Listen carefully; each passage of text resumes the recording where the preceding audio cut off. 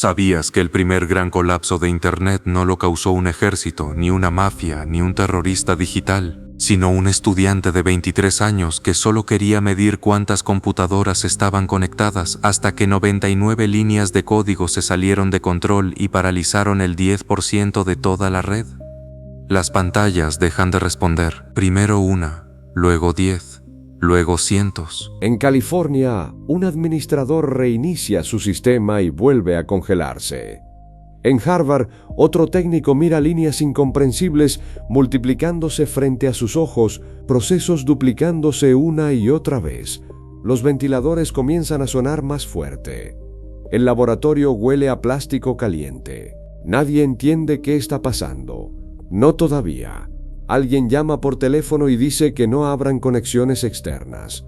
Otro responde que ya es tarde. Y si esta historia te dejó pensando en esa línea delgada entre genio, error y condena, escucha al final la canción inspirada en Robert Morris, una pieza oscura sobre el día en que Internet descubrió que también podía enfermarse. 99 líneas, un pulso artificial, corriendo entre las sombras como un animal. Continuamos. Las universidades comienzan a desconectarse entre sí, como barcos cortando sus propios cables en medio de una tormenta, y en medio de todo eso, un estudiante de 23 años está sentado frente a un monitor negro, sin dormir, sin imaginar lo que acaba de hacer.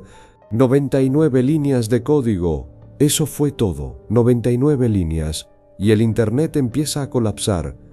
Lo peor no fue el error, lo peor fue que sus intenciones parecían buenas. A Robert Tapan Morris le gustaba desayunar cereal seco directamente de la caja, sin plato, sin leche. Metía la mano, sacaba un puño y seguía escribiendo código incluso cuando el teclado ya estaba lleno de migajas. Uno de sus compañeros en Cornell recordaría años después que Morris parecía alguien permanentemente distraído, como si siempre estuviera resolviendo algo dentro de su cabeza. No hablaba fuerte, no buscaba atención, no era el típico genio arrogante de películas, tenía más cara de estudiante cansado que de hacker legendario, y quizá por eso nadie sospechó demasiado. Había crecido rodeado de computadoras. Su padre trabajaba en seguridad informática para el gobierno estadounidense y en su casa las conversaciones sobre protocolos, sistemas y vulnerabilidades eran completamente normales. Algunas familias hablaban de deportes durante la cena. Los Morris hablaban de computadoras conectadas entre sí, cuando casi nadie entendía todavía qué significaba eso. Internet no era Internet aún, no como hoy. No había influencers, ni streaming, ni redes sociales. La mayoría de las personas jamás había tocado una computadora conectada a otra ciudad. La red era pequeña, académica, casi íntima, y justamente por eso existía una confianza absurda. Muchos sistemas ni siquiera usaban contraseñas reales entre universidades porque todos asumían algo muy simple. Somos investigadores, nadie aquí quiere hacer daño. Esa frase flotaba sobre toda la cultura tecnológica de los años 80 como una puerta abierta a las 3 de la mañana en un pueblo pequeño. Robert Morris adoraba ese mundo. Le obsesionaba entender cómo funcionaba. Y hay una diferencia entre curiosidad y obsesión. El curioso quiere mirar. El obsesionado quiere probar, tocar el mecanismo, abrirlo, empujarlo un poco y ver qué pasa. Morris tenía esa necesidad de descubrir algo antes que los demás. Pasaba noches enteras programando, dormía poco, comía mal y se reía cuando encontraba vulnerabilidades. No porque quisiera destruir sistemas, sino porque descubrirlas le daba la misma sensación que resolver un acertijo imposible. En 1988, Internet tenía aproximadamente 60.000 computadoras conectadas. 60.000. Hoy un videojuego cualquiera supera eso en jugadores simultáneos un sábado por la noche. Imagínate una ciudad pequeña donde todos confían entre sí. Así funcionaba la red entonces. Las universidades estaban conectadas con laboratorios militares, centros de investigación y algunos bancos. Muy pocos entendían realmente el tamaño de lo que estaban haciendo. Muchos ni siquiera usaban la palabra Internet. Decían simplemente la red como si fuera algo temporal. Estados Unidos vivía todavía bajo la sombra de la Guerra Fría. y la tecnología comenzaba a convertirse en un arma estratégica, pero dentro de ciertos círculos informáticos seguía existiendo una mentalidad casi inocente. Compartir código era normal. Acceder a sistemas ajenos también ocurría más seguido de lo que hoy admitirían públicamente. No existían reglas claras, y cuando no existen reglas claras, las personas inteligentes empiezan a inventarlas sobre la marcha. Robert Morris no quería robar dinero, no quería destruir gobiernos, ni siquiera quería controlar sistemas. Su idea inicial era mucho más simple. Quería calcular el tamaño real de Internet, mandar un programa, hacerlo viajar entre computadoras, contarse a sí mismo y regresar datos. Elegante en teoría. El problema era que medir algo también puede convertirse en una forma silenciosa de demostrar superioridad, como diciendo: yo fui capaz de entender esto antes que los demás. Morris cayó en algo que los psicólogos llaman sesgo de optimismo, la tendencia humana a creer que los riesgos siempre les pasan a otros. El conductor que manda mensajes mientras maneja, el médico que fuma, el empresario que rompe una regla pensando que podrá controlarlo. Morris creyó que entendía el sistema lo suficiente para jugar con él sin romperlo. Y honestamente, muchos en su lugar habrían pensado igual. Durante octubre de 1988 comienza a escribir el programa. No lo veía como un virus. Quería construir un worm, un gusano informático capaz de moverse solo entre computadoras aprovechando vulnerabilidades conocidas, errores en servicios de correo, contraseñas débiles, conexiones confiables entre universidades. El plan original era elegante. El programa entraría a una computadora, preguntaría discretamente si ya existía otra copia dentro del sistema y, si la respuesta era sí, se retiraría sin causar problemas. Pero entonces apareció la decisión que cambió todo. Morris temía que algunos administradores bloquearan el worm fingiendo respuestas falsas. Así que agregó una pequeña probabilidad. Incluso si el sistema respondía «ya estoy infectado», el worm tendría cierta posibilidad de copiarse otra vez, solo para asegurarse. Ese detalle aparentemente mínimo terminó destruyendo el equilibrio completo. El programa tenía aproximadamente 99 líneas funcionales principales. 99. Hay listas del supermercado más largas. Años después, esa cifra seguiría obsesionando a muchos ingenieros porque destruye la idea cómoda de que las catástrofes tecnológicas requieren enormes conspiraciones. A veces basta una pequeña decisión mal calculada. Morris prueba fragmentos del código y todo parece funcionar. Habla con algunos conocidos, aunque nadie entiende completamente lo que planea hacer. Algunos recuerdan después comentarios ambiguos, preguntas extrañas sobre tráfico de red, nada suficientemente alarmante. Y ahí aparece otro fenómeno psicológico, la normalización del desvío. Pequeñas conductas riesgosas dejan de parecer peligrosas porque nunca causaron problemas antes. Entrar a sistemas ajenos era relativamente común. Empujar límites técnicos daba prestigio silencioso dentro de ciertos círculos universitarios. La línea ética se había movido lentamente durante años, tanto que casi nadie notó dónde estaba realmente. La noche del 2 de noviembre de 1988, Morris lanza el worm desde MIT y no desde Cornell. Quería dificultar el rastreo. Esa decisión lo perseguiría después porque ya no parecía solamente curiosidad académica. Parecía intención de ocultarse. El worm comienza a moverse, primero lentamente, luego mucho más rápido. En Berkeley aparecen procesos duplicados, en Stanford también. Administradores reinician sistemas y las máquinas vuelven a llenarse. La memoria desaparece, los procesadores colapsan. Morris empieza a entender que algo salió mal, muy mal.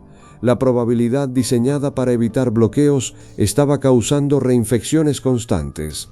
Las copias se multiplicaban sin control, consumiendo más memoria y más capacidad con cada nueva instancia, como una fila infinita entrando por una puerta demasiado pequeña. Mientras tanto, los administradores de sistemas empiezan a compartir información frenéticamente por teléfono y mensajes internos. Uno escribe que están bajo ataque, Otro responde que no saben de dónde viene. Lo inquietante era eso. Nadie entendía todavía qué estaban viendo. Algunos pensaron en espionaje soviético, otros en sabotaje militar. La Guerra Fría seguía respirando sobre todo el sistema tecnológico estadounidense, y ahora cientos de computadoras universitarias comenzaban a morir simultáneamente. Morris mira su creación expandirse y probablemente siente algo muy humano. Primero incredulidad, luego negación, después miedo, porque existe un momento exacto donde las personas entienden que perdieron el control sobre algo, y cuando llega ese momento, la mente intenta convencerse de que todavía puede arreglarlo rápido. Casi nunca funciona así. Las señales estaban ahí, pero nadie reaccionó completamente a tiempo porque las señales peligrosas casi nunca llegan acompañadas de música dramática. Llegan disfrazadas de pequeños errores técnicos, una computadora lenta, un reinicio extraño, un administrador confundido. Durante las primeras horas, muchos operadores asumieron problemas normales de sobrecarga. La idea de que un programa autónomo estuviera infectando Internet entero sonaba absurda. Además, la comunidad académica estaba construida sobre confianza. Si una persona amable rompe algo, solemos darle más beneficio de la duda aunque el daño sea idéntico. Robert Morris no parecía una amenaza internacional. Parecía exactamente el tipo de estudiante que ayudaría a reparar una impresora universitaria a las 2 de la mañana. En Berkeley algunos operadores finalmente entienden lo que ocurre y empiezan a aislar máquinas manualmente, desconectando cables físicos como médicos, amputando extremidades para salvar un cuerpo. Internet comienza literalmente a fragmentarse, universidades desconectándose unas de otras, laboratorios aislados, centros militares cerrando accesos externos, y aún así el worm sigue moviéndose, más lento pero sigue. Morris intenta enviar mensajes anónimos explicando cómo detenerlo.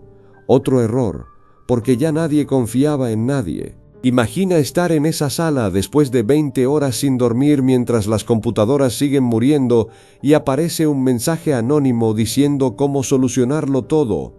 Probablemente tampoco lo ejecutarías. La noche avanza. Los laboratorios siguen encendidos. El aire huele a café viejo y plástico caliente. Los ventiladores no paran. Más sistemas caen.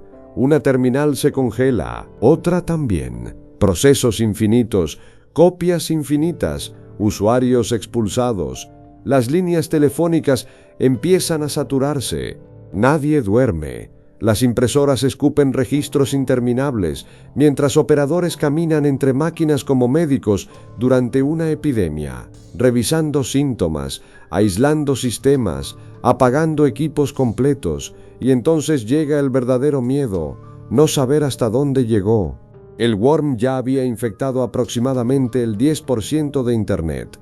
Hoy sonaría pequeño. En 1988 era aterrador, porque esa red conectaba universidades, defensa, investigación científica y sistemas gubernamentales, el corazón técnico estadounidense. Robert Morris ya no puede detener nada. Algunas versiones dicen que entró en pánico, otras aseguran que permanecía extrañamente calmado. Quizá ambas sean ciertas. A veces el cerebro se desconecta emocionalmente cuando entiende que el desastre ya ocurrió. Entonces aparece el FBI, también la recién creada Computer Emergency Response Team, expertos federales intentando responder una pregunta completamente nueva para la época. ¿Cómo persigues un crimen que viaja por cables invisibles? Nadie tenía experiencia real manejando algo así. No existían manuales, no existían precedentes, ni siquiera existía un lenguaje claro para describirlo. El gobierno estadounidense decide actuar rápido. Necesitaban un ejemplo. Robert Morris se convierte en la primera persona condenada bajo la ley de fraude y abuso informático de Estados Unidos. La ironía comienza ahí porque Morris nunca robó dinero, nunca pidió rescate y nunca intentó beneficiarse económicamente. El daño fue real, enorme, pero la intención seguía siendo discutible. Algunos lo llamaron criminal irresponsable. Otros dijeron que solo era un investigador brillante que cometió un error gigantesco. El tribunal finalmente lo sentencia a libertad condicional, trabajo comunitario y una multa económica, no prisión. Incluso el sistema judicial parecía no saber exactamente qué hacer con él. La comunidad informática cambia para siempre después del Worm. La confianza desaparece. Llegan nuevas medidas de seguridad, más contraseñas, más monitoreo, más paranoia. El Internet inocente de los años 80 prácticamente muere esa semana. Pero también aparece otra ironía. Muchos especialistas en seguridad posteriores aprendieron gracias al desastre que Morris provocó. El caos obligó al sistema a madurar, y la ironía más brutal todavía estaba por llegar. Años después, Robert Morris terminaría convirtiéndose en profesor del MIT, el hombre que paralizó parte de Internet enseñando computación avanzada en una de las instituciones más prestigiosas del planeta. Hay algo incómodo en esta historia. La mayoría de las personas quiere creer que existe una línea clara entre genio y criminal, pero casi nunca funciona así. La línea real suele aparecer después, cuando vemos el resultado. Si el Worm de Morris hubiera sido contenido rápido, quizás hoy sería recordado como una simple travesura académica. Si hubiera destruido infraestructura militar, probablemente hablaríamos de terrorismo digital. Mismo hombre, mismas intenciones probables, resultados distintos, etiquetas distintas. Y honestamente, eso pasa todo el tiempo fuera de la tecnología. Personas que arriesgan demasiado creyendo que pueden controlar las consecuencias. Algunas terminan admiradas, otras destruidas. Robert Morris quería medir Internet, pero en realidad terminó midiendo otra cosa. ¿Cuánto daño puede causar una mente brillante cuando la curiosidad avanza más rápido que la responsabilidad? Y quizás eso sea lo más perturbador de toda esta historia, que el rostro detrás del primer gran caos digital moderno no parecía un monstruo. Parecía alguien que probablemente se sentaría junto a ti en silencio dentro de una cafetería universitaria, comiendo cereal seco frente a un teclado lleno de migajas. Internet sobrevivió, creció, se volvió gigantesco, indispensable y caótico. Hoy dependemos de él para trabajar, amar, mover dinero y recordar cosas. Y aún así, gran parte de esa infraestructura sigue construida por seres humanos cansados, curiosos e imperfectos. Personas que también creen entender sistemas complejos mejor de lo que realmente los entienden. Robert Morris cometió un error. Eso parece claro. La pregunta complicada es otra. Si hubieras tenido 23 años, si hubieras sentido esa mezcla de inteligencia, ambición y curiosidad, si realmente hubieras creído que podías controlar el experimento, ¿habrías hecho algo distinto? ¿O solo tienes la ventaja de conocer el final? Las pantallas no responden. La noche empieza a arder. Un teclado lleno de migas. Un error por entender. No buscaba una guerra.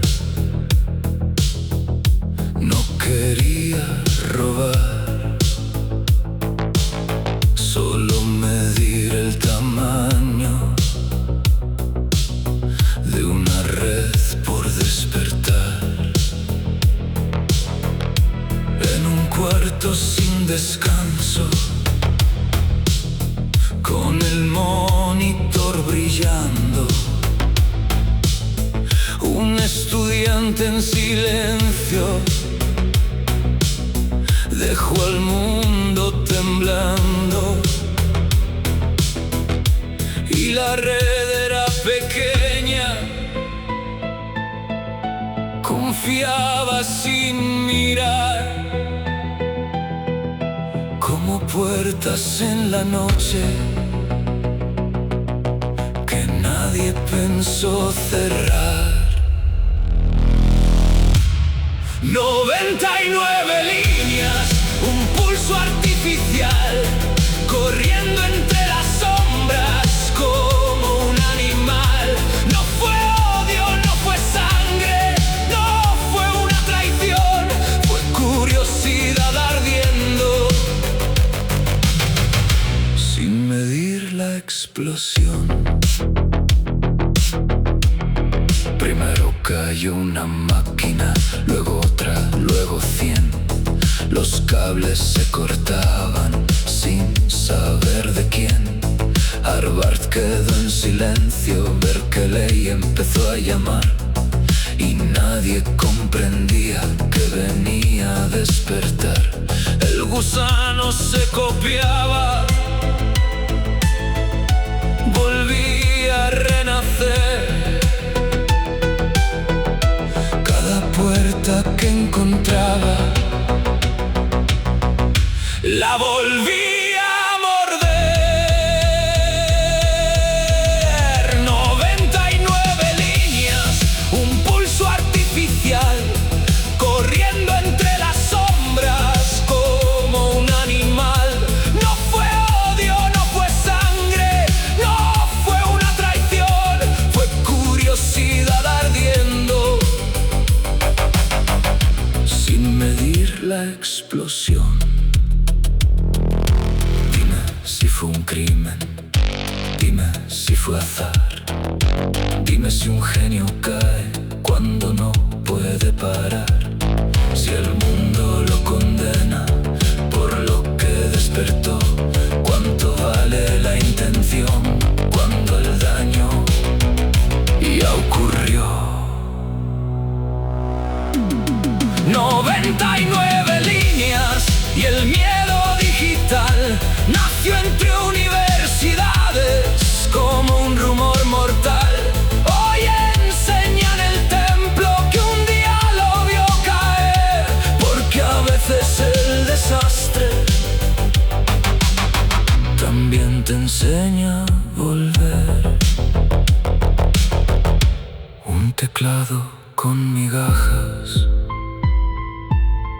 una red sin protección, un joven frente al abismo y el mundo perdió conexión.